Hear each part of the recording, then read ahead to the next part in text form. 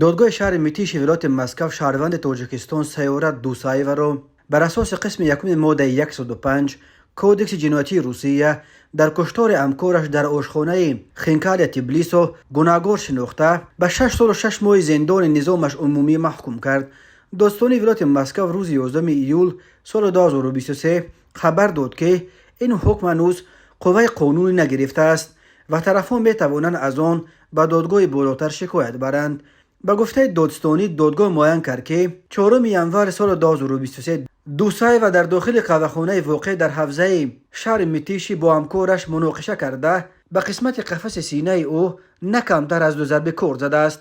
جبر دیده بر اثر جراحات جسمانی برداشته‌اش در جای حادثه جان باخته است. خبرنگار NTV از تالار دادگاه خبر داد که دوسایeva در جریان مرافعه از کاری که شد اظهار پشیمانی کرده و گفت در حالت افکت قرار داشت و حالا درست در یاد ندارد که آن روز چه گذشت. سیاره دوسایeva که در آشخانه طعم‌های گرجی در شهر میتیش در کنار مسکو کار میکرد، روز 4 ینور سال 2023 با اتهام کشتن همکارش آشپز آشخانه خینکال تبلیس به حبس گرفته شد. بازداشت او موج واکنش‌ها را در تاجیکستان به بار آورد.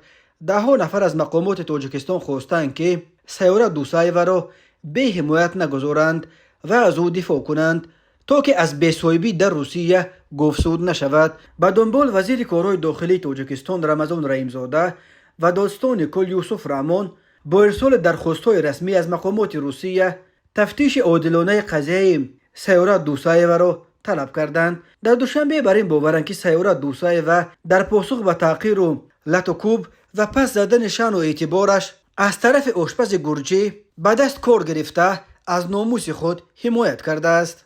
مناقشه بین سیاره و آشپز به گفته شاهدان از یک شوخی ناجای آشپز نسبت به زن تاجیک سر شد. به بالای این آشپز گرجی با دستانش سیاره را از یک جای نرمش داشته است که این در فرهنگ مردم مسلمان از جمله تاجیک‌ها همچون تحقیر قبول می شود. سیاره در پی این آشپز را دشنامباران کرده است. او هم با لحن بد جواب داده است. به گفته شاهدان نوگزر سر قهر بیرون رفت که سیگار بکشد، ولی در راه به یادش رسید که سیگارش را با خود نگرفته است. او باز به آشپزخانه برگشت و هرچند همکاران از وی خواستند که تا آرام شدن سیاره به آنجا ندرآید، وی درآمد و جنجال آنها از نو علنگه گرفت و این دفعه به مویکشی و لطوکوب پیچید. در ثبت ویدیو کامراهای نظارتی در قسمت آشپزی قهوه‌خانه خینکال تبلیس نصب شده که پاره از این ثبت را کانال 112 دریافت و نشر کرده است دیده می شود که یک مرد با یک زن حمله آورده او را از مویهایش می کشد و لطوکوب می کند. زن از خود دفاع کردنی شده کردی را که به دستش افتاد به دست گرفته چند بار به بدن آن مرد می زند.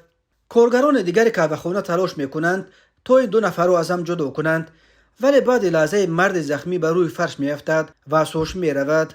وقتی یاری تاجیلی به جای حادثه رسید، نوگزر بیهوش در روی فرش خوابیده بود، ولی تلاش نجات او نتیجه نداد. او به هوش نیامده جان باخت. طبیبان در بدن او چند زخم کارد را پیدا کردند. از بس که شاهدان زیاد بودند و ثبت‌های ویدیو کامرای نظارتی نیز جریان حادثه را ثبت کرده بود، کارمندان پلیس شخصیت قاتل را زود معین کردند و الکی بعد یک ساعت سیاره دوسایeva را در همان میتیش در نزد درآمدگاه خانه‌ای که او اجاره می نشست دستگیر کردند.